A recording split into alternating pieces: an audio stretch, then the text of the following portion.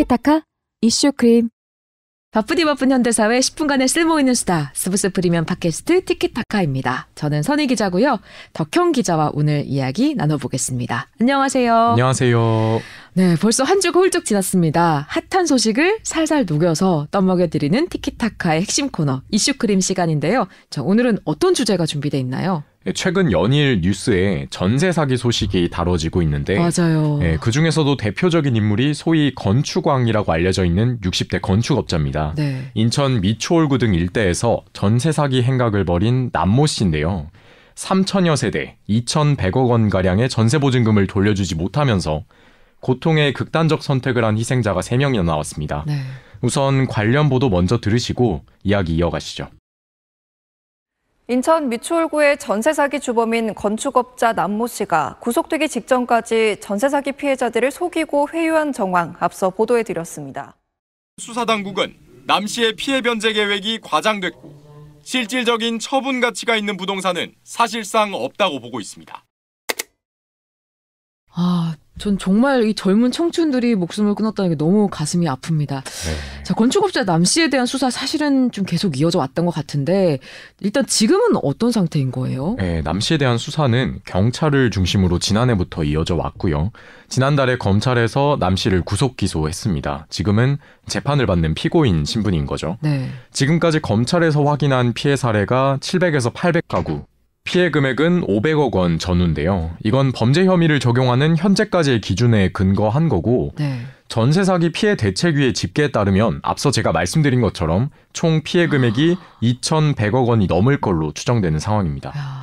근데 저는 이게 좀 답답하기도 하고 한 게 이 사건을 보면서 이게 댓글들 보면 조심하지 그랬냐라는 댓글들을 좀 아무렇지 않게 툭툭 던지는 사람들도 있더라고요. 근데 들어보면 수법이 굉장히 치밀했다고 하죠. 네, 혹여라도 주변에서 그런 이야기 하시는 분이 있으면 정말 말려야 됩니다. 아무리 조심했더라도 누구나 당할 수 있을 정도로 치밀하게 움직였기 때문인데요. 네. 지금까지 검찰, 경찰에서 확인한 바에 의하면 남 씨는 혼자서 움직인 게 아니고 일종의 조직을 갖추고 활동을 했습니다.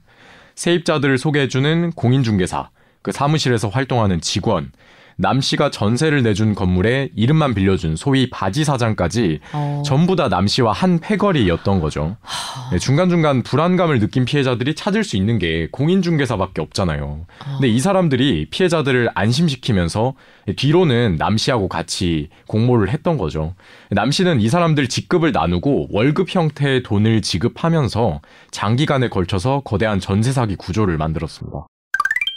그러면 이게 이렇게 단체로 대규모로 이렇게 조직적으로 하면 크로스 체크도 안 되는 거잖아요. 네. 진짜 이렇게만 봐도 정말 악랄한데 최근 덕형 기자가 보도했잖아요. 피해자들을 추가로 속인 정황까지 확인이 된 거죠. 네, 앞서 남 씨에 대해서 경찰이 지난해 말에 구속영장을 한번 신청을 했었어요. 근데 법원에서 이게 기각됐거든요. 법원에 당시에 출석한 남 씨 측에서 피해자들한테 적극적으로 변제 노력을 기울이겠다. 이런 취지로 계획 등을 공개를 했고 이걸 감안한 판단이었는데 이렇게 기각 결정이 되고 나서 한 2주 정도 지나서 피해자하고 만난 남 씨의 육성이 담긴 녹취록을 이제 제가 최근에 입수를 해서 들어본 거예요. 근데 정말 화가 나더라고요. 완전히 이중적인 모습이 그대로 담겨 있는데 잠깐 듣고 오시죠. 세입자들 때문에 그렇죠. 지금 무덤을 판 거예요. 수술을 해서 돈을 받을 수 있는 게 없다니까요. 상생을 해서 그 보증금을 반환받을 생각을 하셔야지.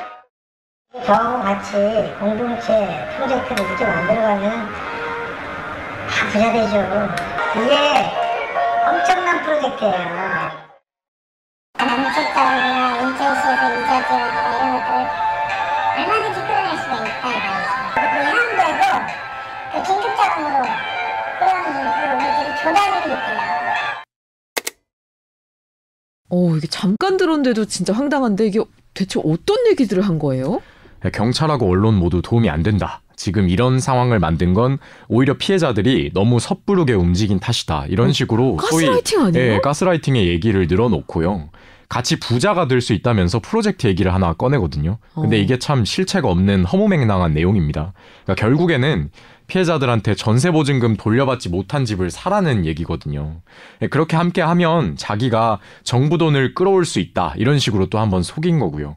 그러니까 그러니까 여기에 최근 또 논란이 되고 있는 동해 망상지구 사업에 본인이 참여하기 위해서 사들인 땅이 있거든요. 네. 거기서 돈이 나온다는 취지로 안심을 시키기도 하는데 이 땅은 이미 경매로 넘어간 상태예요. 그러니까 결국 남 씨가 실제로 피해 변제에 나선 점들이 확인되지 않으면서 2달 전에 구속이 됐습니다. 그럼 사실 남 씨가 피해 변제하겠다 뭐 이런 계획은 사실상 거의 의미가 없는 거네요. 네, 남 씨가 구속되면서 이 피해 변제 같은 권한을 위임한 단체가 있어요. 근데 여기서는 남 씨 전체 자산이 8,400억 원대라면서 피해자 구제 가능하다 이렇게 계속 주장을 하고 있거든요. 네. 근데 논리를 살펴보면 방금 제가 경매로 넘어갔다고 말씀드린 자산에 대해서 뭐 매각 절차를 중단해야 한다든지 이런 불가능한 조건들을 내걸어요. 네. 실제로 수사당국에서도 남 씨 측의 피해 변제 계획이 과장됐다. 실질적으로 처분 가능한 부동산은 사실상 남아있지 않다. 이렇게 보고 있습니다. 자, 그럼 남 씨 일당에 대한 경찰 수사 향후에는 어떻게 될까요? 일단 1차적으로 남 씨 포함해서 주요 인물들에 대한 검찰 기소는 끝난 상태고요.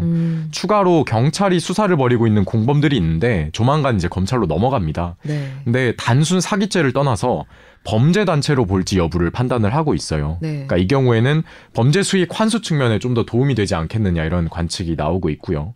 동시에 남 씨가 동해 망상지구 민간 사업자로 부당하게 지정됐다는 의혹 관련해서도 이미 검찰이 기소를 해서 재판이 진행 중인 상태입니다. 네.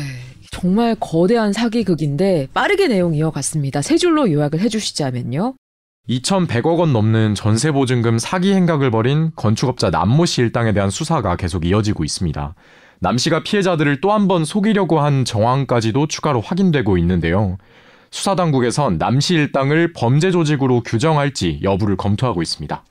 네, 수많은 전세 사기 피해자들 눈물이 오늘도 흐르고 있습니다. 범죄 수법들을 막을 수 있는 시스템이 정교하게 좀 갖춰지고 또 동시에 범죄 수익을 몰수해서 피해자들을 구제할 수 있는 방안도 좀 빠르게 나와야 될 텐데요. 저희 티키타카에서 앞으로의 소식도 이어서 다뤄드리도록 하겠습니다. 자, 가장 핫한 소식, 중요한 소식을 쉽고 간결하게 정리해드리는 이슈크림. 오늘은 여기까지입니다.